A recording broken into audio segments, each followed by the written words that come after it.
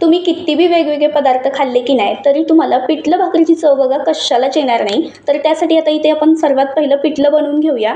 तर पिठलं बनवण्यासाठी इथे मी खलबत्त्यामध्ये भरपूर मिरची, लसूण आणि थोडंसं मीठ टाकून चांगलं कुटून घेतलंय. आता इथे मी घरच्याच डाळीच्या बेसन पिठाचं पिठलं बनवणार आहे, कारण अप्रतिम चवीचं हे पिठलं बनतं. हवं तर तुम्ही विकत्रीच्या बेसन पिठाचं सुद्धा पिठलं बनवू शकता, पण जशी घरच्या डाळीला चव आहे ना तसं विकत्रीच्या डाळीला चव येत नाही, कारण गावरान ते शेवटी गावरानच असतं.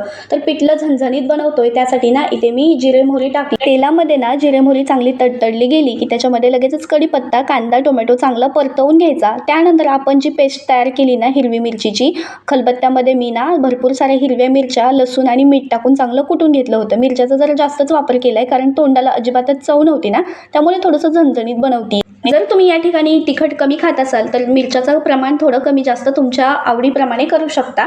त्यानंतर ना मिरचीचा ठेचा चांगला परतून घेतला ना कांदा टोमॅटोमध्ये, त्यानंतर हळद आणि चवीपुरतं मीठ टाकलं. आता इथे ना मी 2 माणसाच्या अंदाजाने पिठलं बनवते, त्यासाठी मी इथे 1 ग्लासच पाणी घातलेलं आहे. पाण्याला चांगली खळखळून उकळी आली ना की याच्यामध्ये लगेचच बेसन पीठ टाकायचं आणि चांगल्या गुठळ्या मोडून घ्यायच्या. एकही गुठळी राहता कामा नये. एकदम म्हणजे असं पूर्ण गाठी निघून गेल्या ना की बेसन पीठ एकदम छान असं ते एकजीव होतं आणि पिठलं खूप सुंदर लागतं बरं का खायला. पण बेसन पीठ टाकताना ना थोडंसं गरजेप्रमाणेच टाकायचं, म्हणजे जेवढं म्हणजे पाण्याचा अंदाज आहे ना तेवढंच इथे बेसन पीठ टाकायचं आणि छान ना गुठळ्या मोडून घ्यायच्या.